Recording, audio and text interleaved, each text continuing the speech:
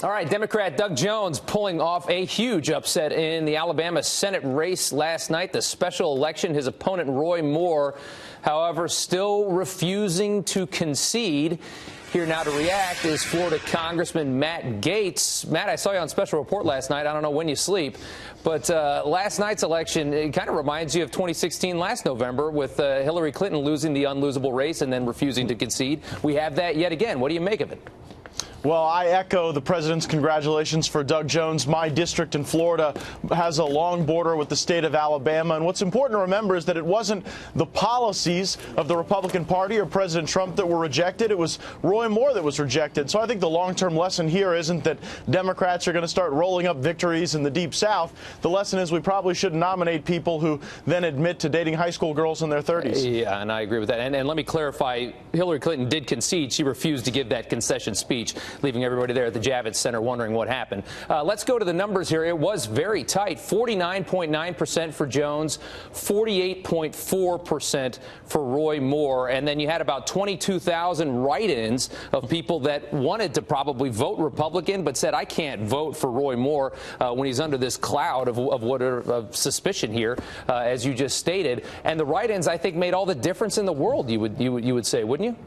Oh, absolutely. And again, it shows that there's not some great attraction in the Deep South to the policies that Democrats are fighting for. In fact, on the issues, Republicans continue to enjoy a really broad and deep level of support in this region of the country. Yeah. It's just that Roy Moore was a uniquely flawed candidate. We're going to move on, and we'll have to fight a little harder and work a little harder to get legislation through the Senate with now a very razor-thin margin. Yeah, and this was this is a blood-red state, Alabama. I think. Do you think it was arrogant that he thought that even with these allegations against him, which seemed very credible, that he didn't drop out of this race?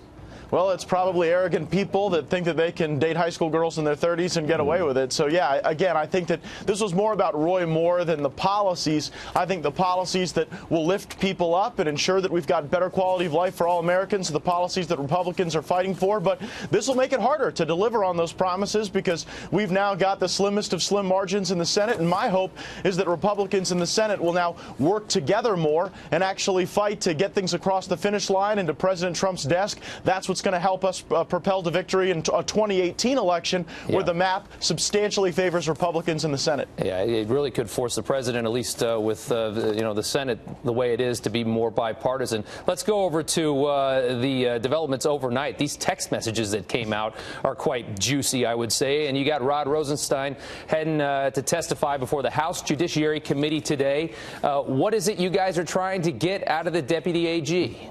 Well, we have got to find out why there is this infection of bias that seems to have really crippled the Mueller investigation. And we don't seem to know why Bob Mueller seems to always wind up with people on his team who hate the president. And we see time and again circumstances where people are compromised by their bias, by their financial setting, by their job, by their spouse. And we really need to be able to move on past this. And we'll be asking the Deputy Attorney General, how was it that Bob Mueller picked these members of his team? And I don't think it's a coincidence that so many of them seem to have a pro-Hillary Clinton bias and an anti-Donald Trump bias. Yeah, I did see anti-Donald Trump bias. I also saw on CBS that, I think Strzok called Bernie Sanders an idiot as well. So I'm not sure where his politics lie, but he certainly is anti-Trump. Let's bring up some of these text messages here. This is from March 4th, 2016, when everything was really hot and we were election crazy in this country. Here's Strzok.